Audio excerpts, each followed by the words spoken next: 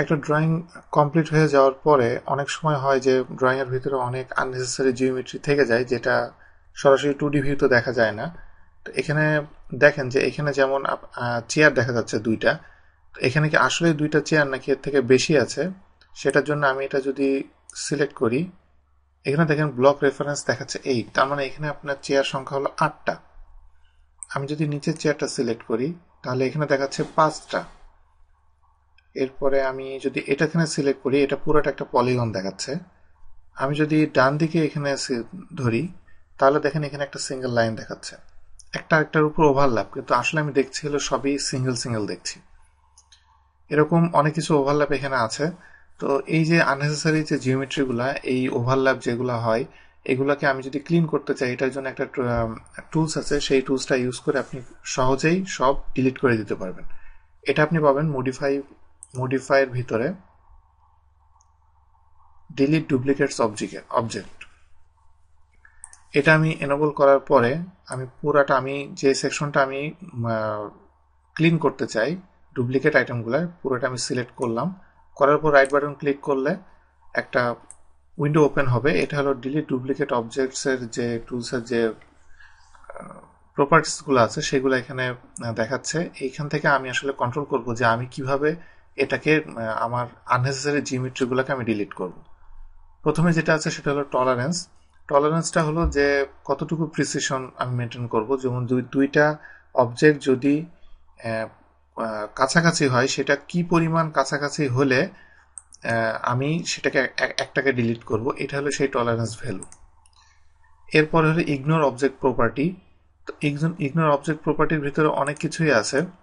তো আমি আসলে এখানে মেন ব্যাপারটা হলো যে, যেমন আমি যদি লেয়ারের কথা বলি, যদি আমি লেয়ারটা আমি যদি চেক দিয়ে রাখি, মানে সিলেক্ট করে রাখি, তাহলে সেই ক্ষেত্রে ধরেন আপনার দুইটা অবজেক্ট আছে দুইটা ডিফারেন্ট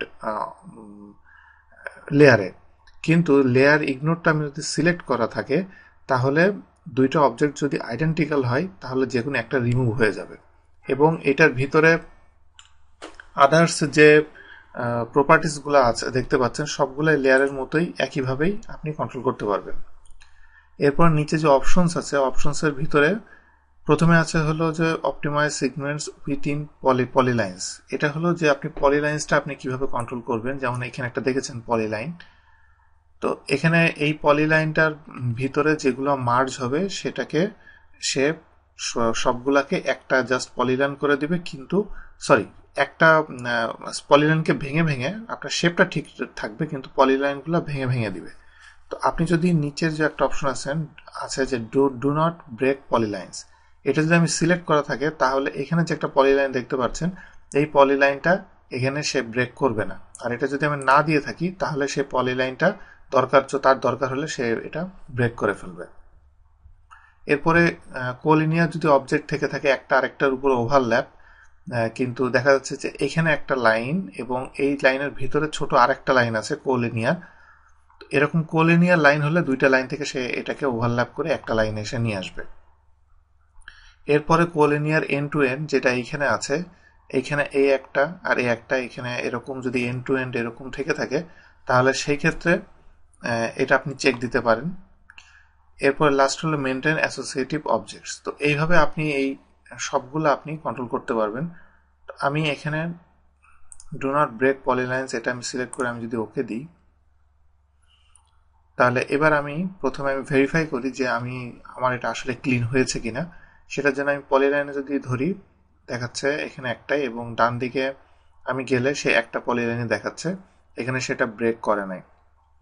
এরপরে আমি যদি চেয়ার সিলেক্ট করি, এখানে ব্লক রেফারেন্সে একটাই দেখাচ্ছে, নিচেরটা সিলেক্ট করলেও এখানে একটাই দেখাচ্ছে, এখানে পলিলাইন একটাই দেখাচ্ছে। এইভাবে আপনি খুব সহজেই আপনি ডুপ্লিকেট আইটেম যেগুলো সেগুলো আপনি ডিলিট করে দিয়ে ফাইল সাইজ অনেক সহজে কমিয়ে ফেলতে পারবেন এবং ডিজাইনকে অনেক ক্লিন রাখতে পারবেন।